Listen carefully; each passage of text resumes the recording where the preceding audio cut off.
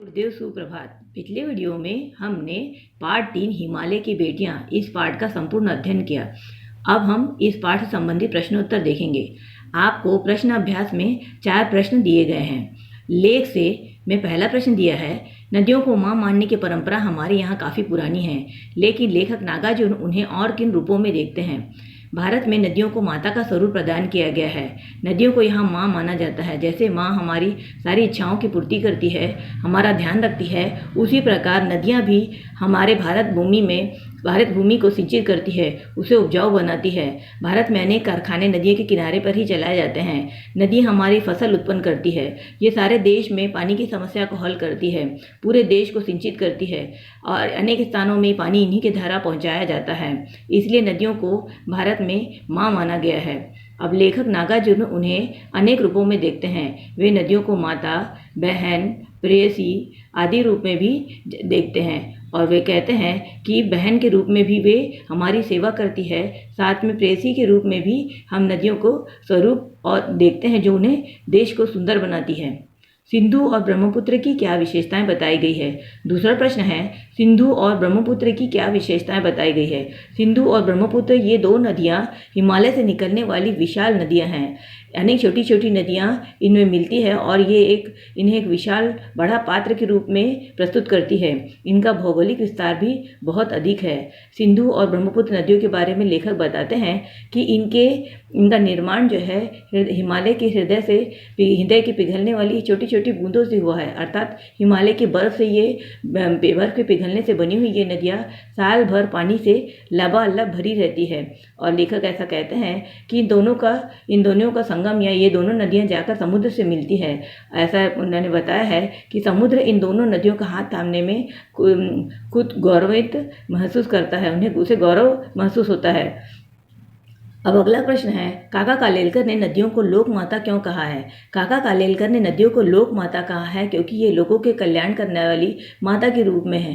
नदियाँ भारत भूमि को सिंचित बनाती है। ये भारत में अनेक कारखाने चलाने में मदद करती है। इसके किनारे पर हम इससे बिजली उत्पन्न कर सकते हैं। नदियों के द्वारा पूरे संपूर्ण देश को सींचा जाता है। साथ ही ये लोगों के भलाई के लिए हमेशा कार्य करती है। ये लोगों को अन्न धान्य से भरपूर करती है और इसमें पाए जाने वाले जीव जंतु भी लोगों का पोषण करते हैं, यानी जीवों का आसरा है और सहारा है।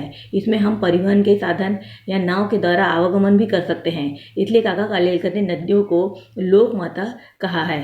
हिमालय की यात्रा में लेखक ने किन किन की प्रशंसा की है। अगला प्रश्न है, हिमालय की यात्रा में लेखक ने किन किन की प्रशंसा की है। अर्थात लेखक जब हिमालय में गए तो उन्होंने हिमालय की पिघलने वाली बर्फ, बड़ा संपूर्ण ऊंचा हिमालय, साथ ही हिमालय में पेड़ पौधे, हिमालय के आसपास का वातावरण, वहाँ की घाटियाँ, वहाँ की हरी भरी वनस्पति आदि सब का लेखक ने यहाँ प्रशंसा की है। इस पाठ में हम देखेंगे कि लेखक हिमालय के सुंदर रूप का उन्होंने वर्णन किया है। अब लेख से आगे के प्रश्न इसमें दिए गए हैं। लेख से आगे के यहाँ 4 प्रश्न दिए हैं। आपको इनमें से केवल तीसरा और चौथा 2 प्रश्न करना है। तीसरा प्रश्न है, यह लेख 1947 में लिखा गया था, तब से हिमालय से निकलने वाली नदियों में क्या क्या बदलाव आए हैं। प्रश्न में ऐसा पूछा जा रहा है, जब यह पाठ लिखा गया था या यह पाठ में यह लेख लिखा गया था तब 1947 के समय लिखा गया था, उस समय की नदियाँ और अभी में क्या फ़र्क है। तो हम कह सकते हैं कि जब 1947 में यह लेख लिखा गया था तब सभी नदियाँ प्रदूषण मुक्त थी और स्वच्छ थी। उनमें विशाल और भरपूर पानी की मात्रा थी। साथ ही लोग उन्हें देवी स्वरूप मानकर पूजा करते थे। लेकिन वर्तमान स्थिति में इसका स्वरूप बदल चुका है। लोगों ने पूरी नदियों का पानी प्रदूषित कर दिया है। नदियों के किनारे बनाए जाने वाले कारखानों के कारण नदियों के जल प्रदूषित हो चुका है। कारखानों से निकलने वाला कचरा और अन्य प्रकार के कचरा भी नदियों में मिलाकर लोगों ने उसे प्रदूषित कर दिया है। हम अभी वर्तमान समय में गंगा, नर्मदा आदि अनेक नदियाँ देखते हैं जिसका जल प्रदूषित हो चुका है और जिसके कारण अनेक बीमारियां भी फैल रही है। अतः हम कह सकते हैं कि 1947 में जब लेख लिखा गया था तब नदियाँ स्वच्छ थी और वर्तमान समय में ये प्रदूषित हो चुकी है। अपने संस्कृत शिक्षक से पूछिए कि कालिदास ने हिमालय को देवात्मा क्यों कहा है।